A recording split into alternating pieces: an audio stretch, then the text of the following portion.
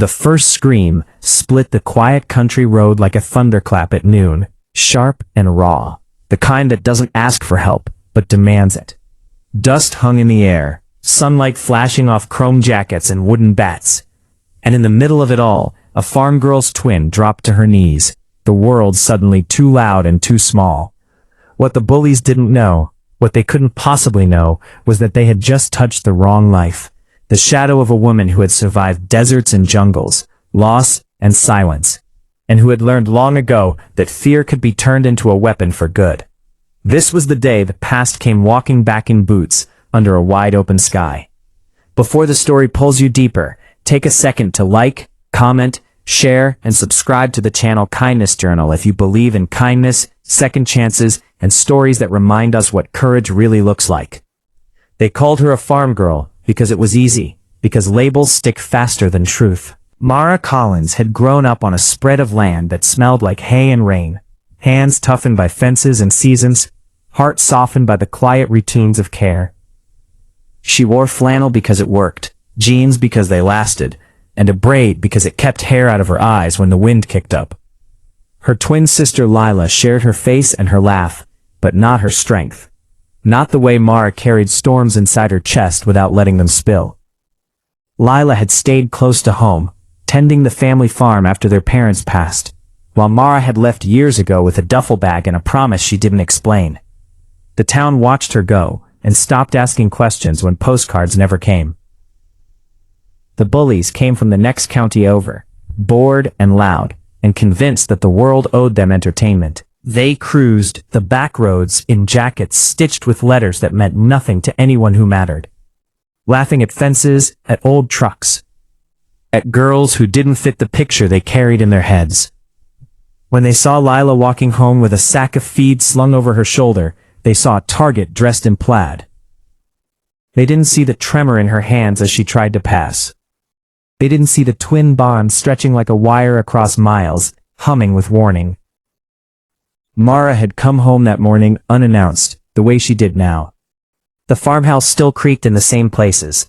The sky was clean and blue, the kind of day that makes you believe nothing bad could happen if you keep moving. She had planned to surprise Lila with lunch and a laugh, maybe fix the loose hinge on the barn door. She parked by the road when she heard the shout, when the sound of cruelty cut through birdsong. The years fell away in an instant. Her breath slowed, her eyes narrowed. Training took over. Not to hurt, not to destroy, but to assess, to protect. The scene ahead was chaos pretending to be a joke. 4 men circling Lila, one swinging a bat like it was a toy, another pointing and jeering, their voices carrying in the open air. Lila's face was pale, fear bright as glass. Mara felt something old and dangerous rise, a memory of long days, under the sun in places without names. Of being taught that the most important mission was getting everyone home. She stepped forward into the road, boots steady, shoulders squared, the farm girl silhouette that made men underestimate her. The bullies laughed harder when they saw her. Twins confused them. It didn't matter. Mara didn't shout. She didn't threaten. She moved with the calm of someone who knows how fast things can go wrong, and how to slow them down. She put herself between Lila and the bats, one hand reaching back to anchor her sister, the other open and low, a universal signal that meant stop if you understood it. The men didn't. One lunged, the bat cupped the air. Mara shifted, guiding the swing past her shoulder, using the man's momentum against him, without spectacle, without anger. Dust puffed, a bat hit the ground, the sound was loud in the quiet day. The others hesitated. Bullies live on momentum, on the belief that no one will push back. Daylight makes lies easier to see. Mara spoke then, not words meant to wound, but instructions meant to end it. She named distances, told them to step back, told them to leave. Her voice carried authority earned the hard way. One man rushed anyway, rage masking fear.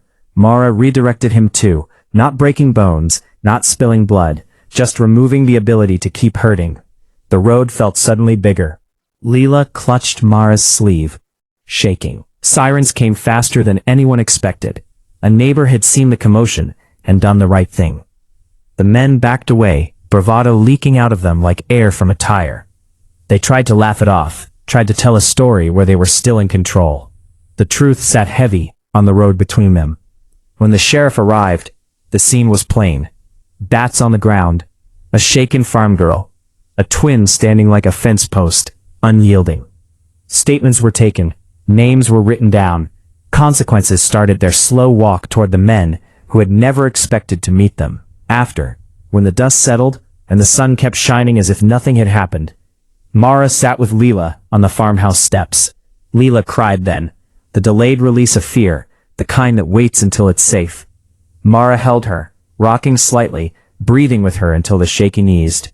She felt the weight of years press in. She had left to become something she thought would keep people safe at a distance. Coming home meant facing the truth that danger doesn't respect geography. It shows up where it thinks no one is watching.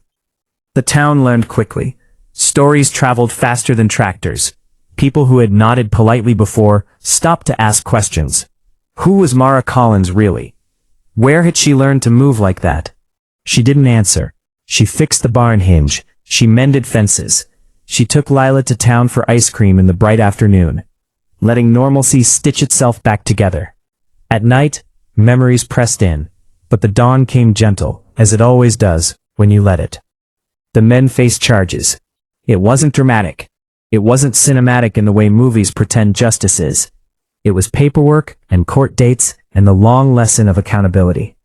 One of them wrote a letter months later, a messy apology full of excuses and a hint of understanding. Mara read it once and handed it to Lila. Forgiveness, she knew, wasn't something you force. It grows when it's ready. Mara stayed. She taught Leela how to notice the small things that keep you safe, not to live afraid, but aware. She volunteered at the school, helping kids learn discipline that built rather than broke. She fixed more than hinges. She rebuilt trust, one ordinary day at a time. The farm thrived. The fields turned green under the same wide sky that had watched everything happen.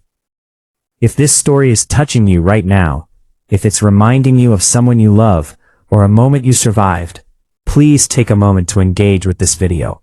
Your likes, comments, and shares help stories like this reach hearts that need them. On a warm afternoon near harvest, Mara and Leela walked the fence line together, sunlight turning dust into gold. The road was quiet. Birds lifted and settled. Leela laughed, a sound that carried farther now. Mara watched her sister and felt the deep, steady satisfaction of a mission completed the right way. Not with force alone, but with presence, with the courage to step forward in daylight and say enough. Before the ending, please comment and tell us what part of this story stayed with you the most, or share a moment when kindness or courage changed your life. The bullies had picked the wrong twin, yes, but the lesson went further than fear. It reached into a town and shifted something small and important. It reminded people that strength doesn't always shout, that protection can look like open hands, that even in the brightest day, the bravest thing you can do is stand between harm and the ones you love.